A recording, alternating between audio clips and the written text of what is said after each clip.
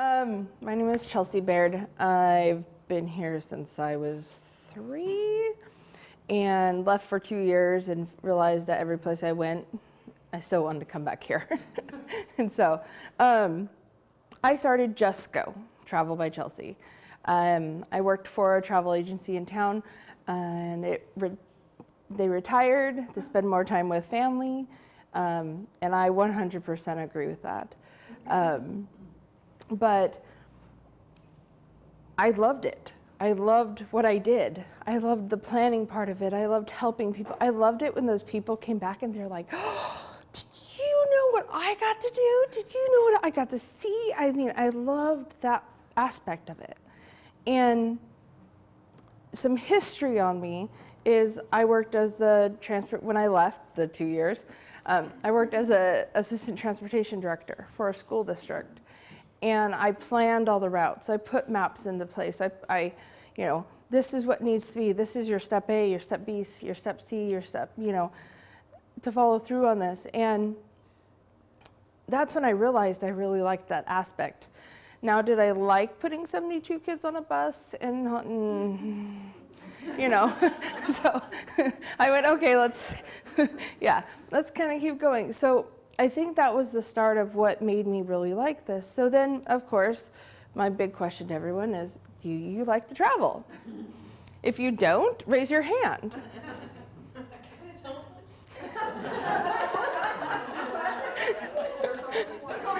There's always one. And you know what?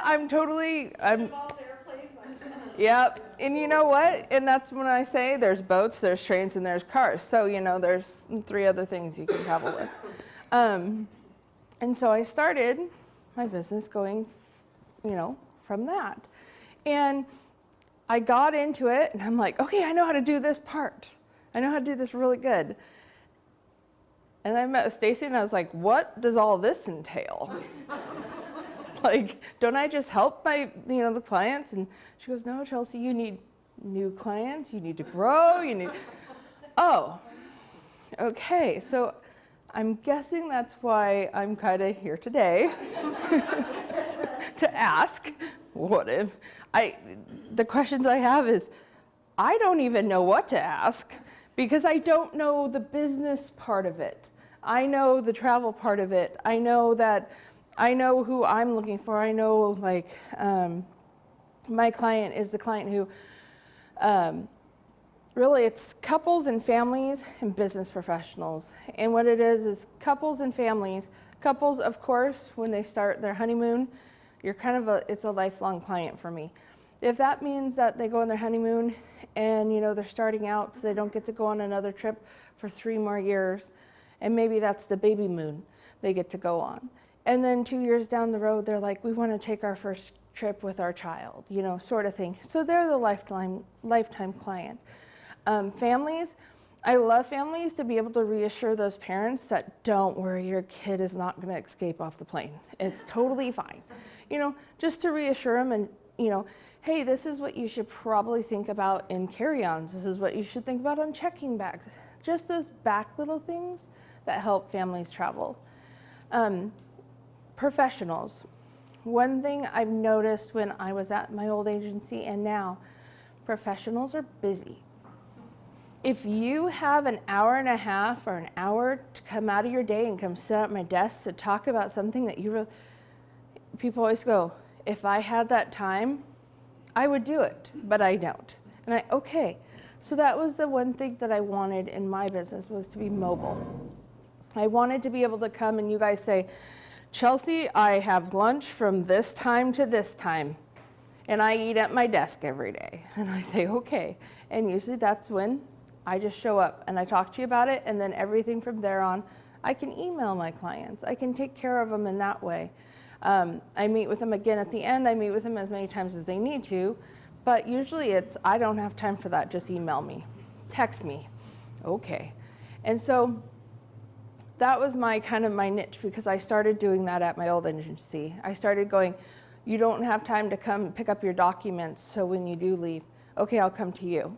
Okay, what time is your break? It's only going to take me 15 minutes to go through, unless you have an elaborate trip that I need to go a little farther and do. But those were those things where I kept meeting clients. I kept going to their works. I kept dropping stuff off, and they all loved it. So I went, okay, that was something that I got really good feedback, so I wanted to do that in my business. So let's make sure I'm getting all my points down. You're in the last 30 seconds too, so I am? we can bring in some of them during the Q&A. What do I want for my accomplishments? Of course, what does everyone want in a business? You want to be able to like live for the rest of your, life, sustain, take care of your family. As I always say, keep my family healthy, food in my fridge and gas in my tank, I'm happy. And to be able to show people more than just a beach or a museum when they travel. That's really what my goals are. They do it right?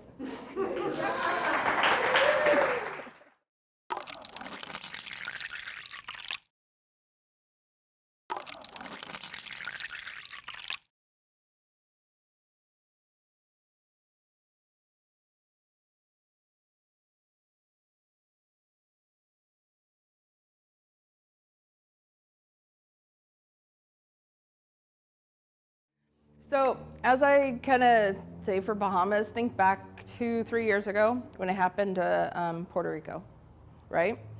So just a little history on that. Actually, cruise ships did come in. If you're taking a cruise, don't cancel it. That's one day. And if they can't stop there, they'll stop somewhere else. If they have the visas and be able to, that they usually do. Or they're going to stay in a different port longer. And for you to stay in a different port longer, that's really nice. Don't cancel a cruise. Now, if you had a 2-week vacation down in Bahamas, I would be talking to someone right about now. So Puerto Rico, when that happened, yeah, they lost everything. They actually brought in cruise companies, actually brought in ships full of supplies, and they would let the people who lived there go on, take showers, get a good night rest, get food, and they would take supplies off. And the cruise company, all the cruise companies did it, except for the really small boats that cost a lot. So they'll probably start doing the same thing with Bahamas. I don't know the exact how bad it was because I haven't even got reports. I think it's because people haven't even got reports yet. Puerto Rico, they didn't even have a power grid. I don't know if you guys remember, they had teams of engineers, linemen going down there, making a new power grid for them. So I'm not sure the aspect on the Bahamas yet, but they are in the works. They've done it before. Why does it happen to the tropical places? Because, if it happens to Alaska, no one cares. Like or Antarctica or whatever, there's winter storms up there, but we don't hear about those because no one lives there. And so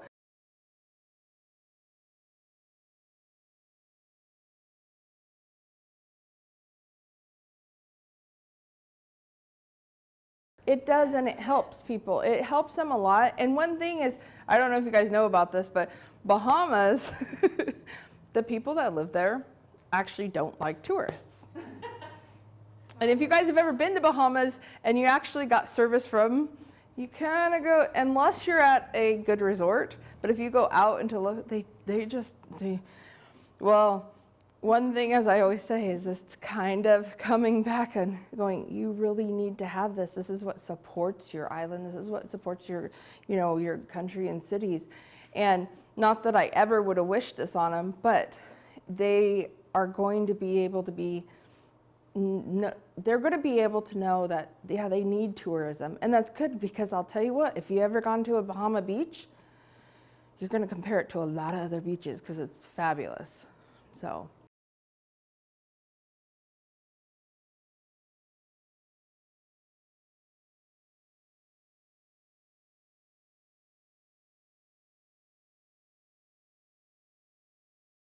So for booking people. And that's why I call myself a travel consultant, not a travel agent. As an agent, I look of a booking agent where it just goes, I want A, B, C, and D. Okay, here you go, you're done. Travel consultant, I'm gonna go, well, and I'll take a subject that you probably all know is Hawaii. If someone comes up to me and goes, I wanna go to Maui because I wanna go lay on the beach and not have anyone else around me. And I'll go, have you been to Maui before? You know, and they'll say, oh no, but I heard it, I have a picture of it, and I'll say, no. You know, so I'll kind of I'll tell them exactly, okay, this is what you want, and this is not what you're going to get. So you either want this or that. So back to your question, I get, on any just hotels only, I get a 10% commission on them. So that normally, if you book it from, you know, for instance, you go to Sheraton.com and you book it, they just take it. But because they know that we book 80% of all their business with who I'm with, they give us a 10%. And what we do is we ask for that. We ask for that contract every year.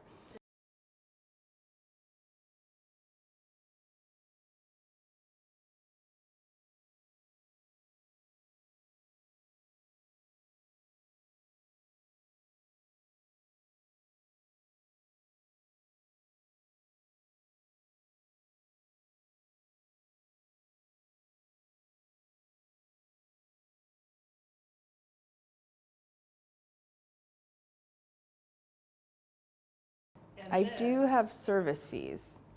And that is what, if you go to any agency in town, you'll find.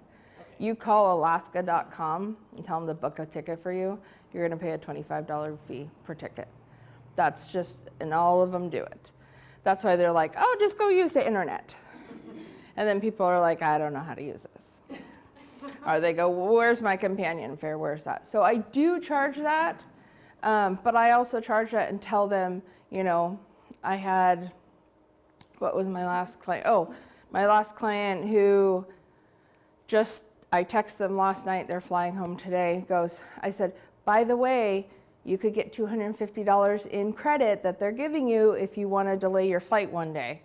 And he goes, I don't know. I go, would you like me to argue for more? You know, that's usually what I text back. Would you like me to argue for more? I go, give me a number. If we get past it, I'll take it. And he goes, well, if you get past 700, I'll take it. Sure.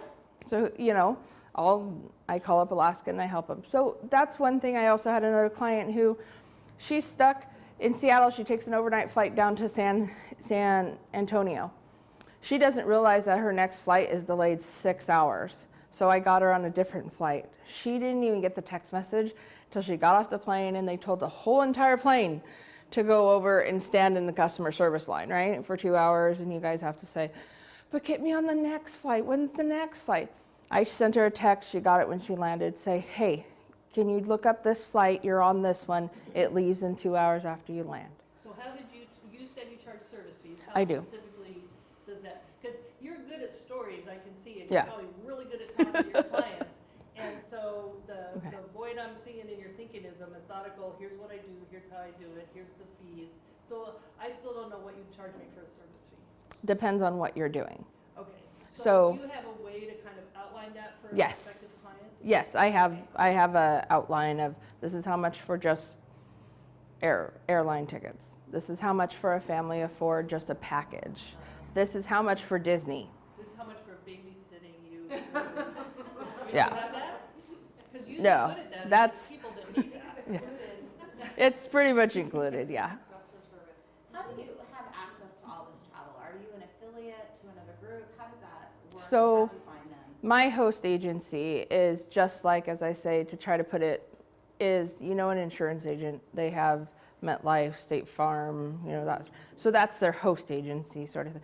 Mine's Travel Leaders. It's America's largest travel company. And mine is Columbia Basin. So it fits everywhere here in the Columbia Basin. And that is my host. So they're the ones who contract. Yeah, so I'm like an independent for them. And the reason you do that is because you get better contracts. When I can say Travel Leaders books 80% of all the hotels here in the United States and in Mexico, Europe, when I can say that, and then I can go to that hotel and say, my client's having a problem. I'm with Travel Leaders. My name is Chelsea. They'll go, oh yeah, they're standing right in front of me at the front desk. Oh yes, can you take care of them, please? You know, I have, as we always say, I have the gorilla standing behind me that's not happy. So that's why we do it. My expenses, I do pay for, it's $30 a month. It's a program that is secure that keeps all my clients' information. Everybody in the industry uses it. Fuel, I work out of my home. Fuel, so I guess gas getting from, clients' places. But yeah, I do. I work out of my home. It's either at my dining room table or it's, meeting a client and we'll go through stuff. But no, they take a percentage off that commission from those hotels.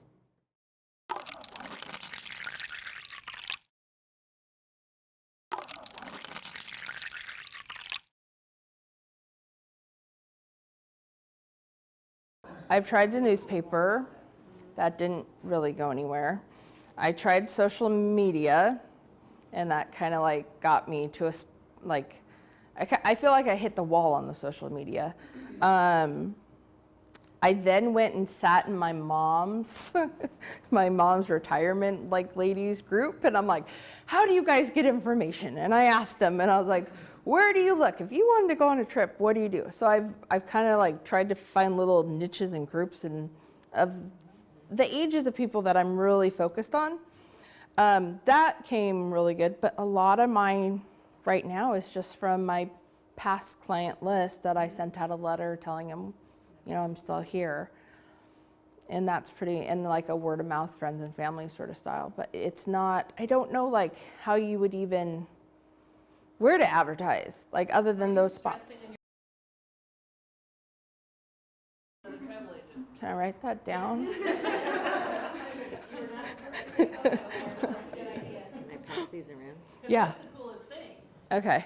Yeah, I never even thought of that ever. That's a question I get every day. Why don't I just book it online? And when you go to Las Vegas for your 5th time this year, and you go on and you book it, and that's fine. And I tell people, I say, if you're okay with that, you're good with that, that's great. Because this is my number one thing. Do you use TurboTax or H&R tax, or do you go to a CPA? There's been years that, I've used that. Why? Because I had one W-2 and that was it. Now I go to a CPA because I'm married, I have kids out of college, kids in college. I mean, it lines up. So with that, if you are flexible in travel and you're, for instance, going to take a trip to Europe, flexible in travel, and if something happens, you're able to pull out your pocketbook and take care of it and buy another flight. If you're able to, when you get to that hotel and you have someone putting in new drywall on the floor above you, going zzz, zzz, all day, you know how to go down to the front desk and take care of it. Also, when you show up to your tour and you're on time, but they say you're an hour late because of a time change, who's going to take care of it? And if you can take care of all those things, that's great. I'm not going to, say, no, you should still use me. 100% do it. I mean, I have a good friend who, she does all the travel because she loves it. I mean, if you want to spend, on average, it's 90 hours to 120 hours a week, or 90 hours to 120 hours for a family of 4 to go on a vacation for a week. That's how many hours someone will research for it. You spend more time on researching your family vacation than you do on your retirement plan. And so if you're doing it and it's that point when people call me and they go, Chelsea, I'm stuck. And I've had friends, I've had family do it. And ever since that day, then they say, okay, we like having someone behind us. So and I'm not a person who I'm going to try to change your mind on it at all. But once you have the big trip, you might call me, you might not.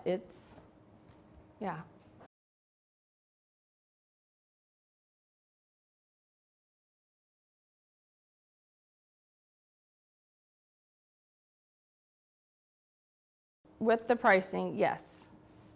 Sometimes the pricing comes out match for match. I had a client who, they flew down to Fort Lauderdale for and the only way I can explain these is to tell you a story.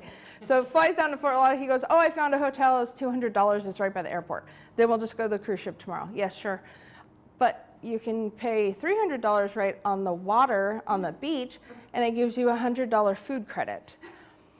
You're going to fly down. You're going to get there at 5. You're going to have dinner. You're also going to turn around and have breakfast the next morning before you get on the cruise ship, unless you want to starve before you get on the cruise ship because it's all free, right?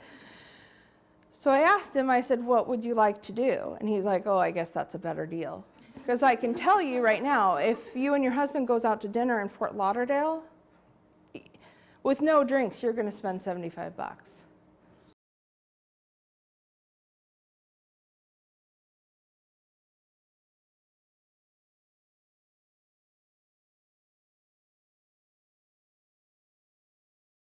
Yes. And I'll probably educate the person prior, and I'll probably say, November through March, please don't fly out of Wenatchee. Why? Because we have a 50% cancellation rate. There's a great other, Wenatchee Valley shuttle. They've actually, in the whole time they've been in business, canceled twice because they couldn't get over the pass. I will tell you those little things. And right now, because SeaTac Airport is so under construction, they will cancel our flights before anybody because we're under 30 minutes of fly time. It's not our fault. And it's not Pangborn's fault, it's not anyone's fault, it's Seattle Airport's fault. So they will cancel us beforehand. Now, Seattle is under so much stress right now with flights. They say every single flight is 30 minutes delayed. So those are like those little educational things that we learn that I will tell you and I'll be like, no, you have a 30-minute layover and that's not gonna work. Oh, you're going through LAX and you don't have a 3-hour layover, by the time you get from, 4 to Tom Brady, you're not gonna get there. So I'm the queen of the 45-minute layover. No. Did you guys know if you fly from Alaska to Horizon and you get on a Delta flight, if you don't have 90 minutes between it, your bags will never show up? The service fees and the commission.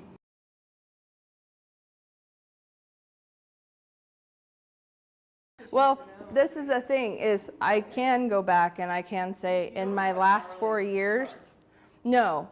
I do have a charge if you wake me up at 2:30 in the morning, but what I always tell people, this is my biggest thing, travel insurance reimburses you, also reimburses you for what I charge you. Oh, wow. So, and if you want to stop in certain places on your cruise, you can't even get off if you don't have a travel insurance. So, those are all those little things that I will make sure and educate you about. Start blogging a little bit.